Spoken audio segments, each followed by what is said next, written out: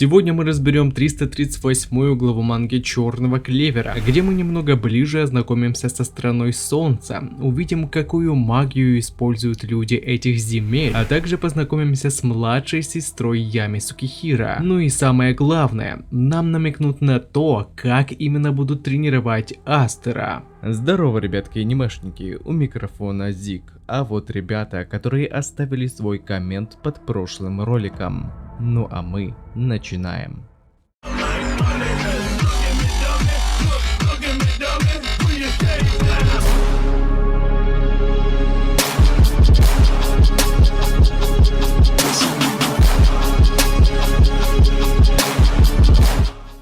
Итак, на связи 338 глава манги Черного Клевера. Переводил я ее сам, и так как я не профессионал, а любитель, могут быть ошибки. Прочесть вы ее сможете по ссылке в описании, как только я закончу ее обработку.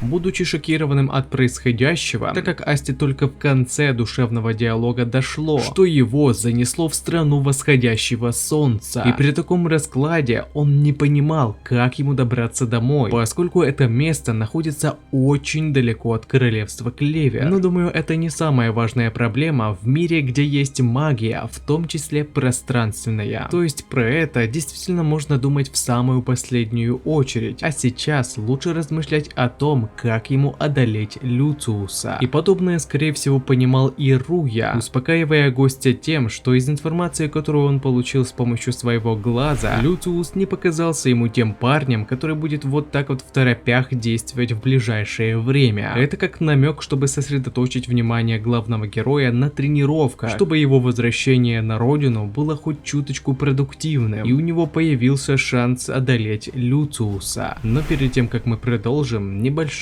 минутка спонсора.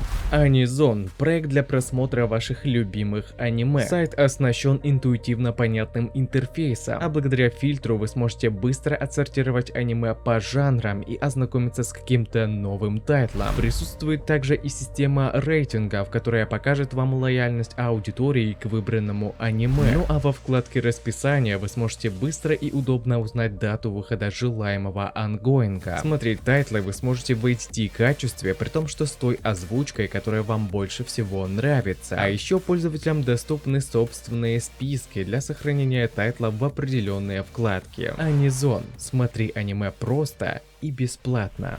Сейчас в голове у Асты был полнейший каламбур. Ему было интересно, кем же приходится Сёгун в этой стране, так как пареньку до этого времени было еще неизвестно значение этого слова. И каково же было его удивление, когда он узнал, что титул Сёгуна — это, считай, то же самое, что и король магов. То есть, вы понимаете, к нему только сейчас дошло, что все это время он беседовал с правителем места, куда он прибыл. Однако в его голове кое-что не сходилось. Опираясь на чутье Ки, Аста не ощущал в Рюда какой-то умопомрачительной ауры, которая обозначала бы его магическую силу. И на вид он смотрелся не таким уж и сильным. Это очень сильно взбесило рядом стоящую девушку, которая прямым текстом сказала заткнуться чужеземцу и не говорить больше неуважительно с мастером. После этого Аста даже боялся вообще хоть что-то не так сделать. Но дабы развеять столь напряженную обстановку и дать гостю отойти от потрясения внезапного путешествия, Руя предложил прогуляться окрестностями и немного развеять голову. Страна Солнца оказалась действительно удивительным местом, где буквально все для Астера было в новинку. Что неудивительно, ведь и архитектура, и культура отличались от Клеверного королевства. Продемонстрировали нам даже местных магов, дающим публике представлением танца водных и огненных птиц. Зрелище это просто ошеломило паренька, ведь тут у людей не было гримуаров, вместо этого они использовали магические свитки. Здесь, собственно, Рюда и поправил Асту. В их стране магия — это колдовство, а магическая сила тут называется духовной силой. Привычные гримуары здесь заменяют свитки. Вот только больше всего его удивила не новая информация, а то, что он нашел запеченную картошку, как в родной деревне Хадж. Эта находка впервые за все время пребывания здесь позволила Астериксу немного почувствовать себя в безопасности и словить мимолетные смутное чувство ностальгии. Но, видимо, парнишка теперь у нас с посттравматическим синдромом, ведь теперь ему везде мерещится Лили, и ему было больно осознавать, что сейчас она находится в руках злодея, которого ему так и не удалось победить. Рюда, кстати, тоже наблюдал за этой парочкой, и наверняка, увидев что-то своим глазом, он подходит к ним с предложением пройти вперед и осмотреть следующие лавки с закусками. После чего в том же направлении внезапно раздается грохот, и из рядом стоящего здания вырывается шайка бандитов, которые выглядели как типичные преступники, жаждущие денег и мяса. Аста тут же кинулся к Рюда, но был удивлен, что и он, и люди, к которым он пошел, были в безопасности. Тем самым Руя в который раз показал способность своего глаза в действии, дав понять гостю, что он не нарочно отвел людей вперед, а специально. Но сражаться и наказывать бандитов он не собирался, поскольку, как оказывается, у него не было никаких магических способностей, чего услышать, думаю, не ожидал не только Аста, но и мы.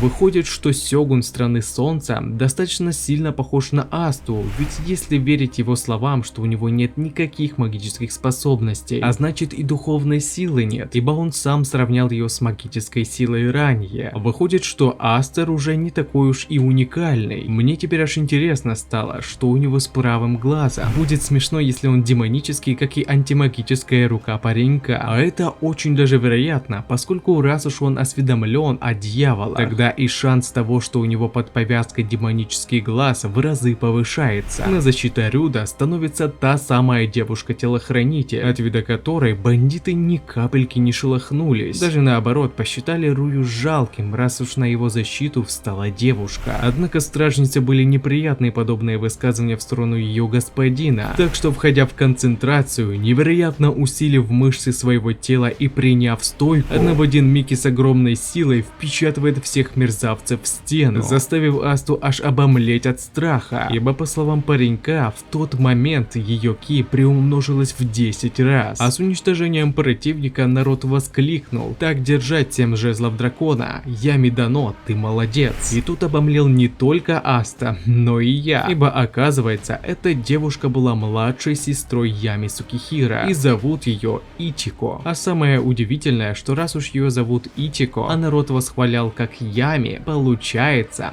значит Ями это фамилия. То есть мы все это время думали, что Ями зовут Ями, а на самом деле это фамилия. Не, ну такого я никак не ожидал. Астер, как услышал, что она Ями, так и начал от удивления тыкать в нее пальцами, после чего Ичико продемонстрировала тот самый захват капитана Черных Быков, окончательно развеяв прочие сомнения. Что ж, эта глава прям полнейший шок и удивление. Сначала Аста всему удивлялся, там обстановке, местному колдовству, способностям Рюда и в том, что у него нет магии, невероятному усилению ки Ичико, ну и собственно тем, что она является младшей сестрой Ями, имя которого на самом деле фамилия. Это просто какой-то капец. Ичико состоит в 7 копьях драконов. Это, наверное, что-то наподобие духовных стражей Королевства Сердец. Именно у них Руя предлагает обучаться Асте. Но вот прикол, сестре Ями совсем не по нраву чужеземец. Хотя если Сёгун прикажет, думаю, она никуда не денется. И кстати, раз уж она сестра Кэпа Черных Быков, тогда исходящая черная аура может означать, что ее атрибут колдовства также магия тьмы. После того, как Ичико продемонстрировала свои способности, это дает нам возможное объяснение, как и чему будут обучать и тренировать Асту. Акцент был сделан на ее многократно возросшей ауре ки, с помощью которой она усилила мышцы своего тела. Так что, возможно, тренировки Астера будут сконцентрированы на подробном изучении техники ки и по дальшему усилению тела, с которым возрастет и весь его потенциал в использовании силы дьявола. И это, кстати, очень хорошо, поскольку это не очередной баф, внезапно свалившийся на голову ГГ, а то, что у него было, и сейчас он будет развивать данное умение. Это действительно очень круто, ведь если Аста полностью обуздает технику ки, тогда он даже без Либе сможет превзойти лимиты своего тела. Бафы это, конечно, хорошо, но вот для того, чтобы дать герою что-то подобное, нужно подготовить очень весомую причину и ситуацию, которую аудитория не всегда воспримет положительно. Ибо что же это такое, если противников можно будет побеждать раз за разом, просто дожидаясь, пока тебе на голову не скинут пауэрап? баф. Повторюсь, это реально, но для очередного бафа должны быть весомые причины, такие, которыми стали воспоминания о Личите. То есть, думаю, вы уловили мои мысли. Еще одним бафом, о котором мы говорили в прошлом ролике, может стать появление и раскрытие отца Асты. Вот это уже, как мне кажется, достаточно весомая причина для бафа. А на этом ролик подходит к концу. Пишите свои мысли по поводу этого ролика, выскажите свое мнение, что вам понравилось, а что не понравилось, и несколько комментариев попадут в следующий ролик. Если тебе понравился ролик, тогда лайк и подписка для меня будет лучшей благодарностью, а также не забываем про колокольчик, ведь в последнее время не всем приходит уведомления. Всем спасибо за ваш просмотр и всем пока-пока.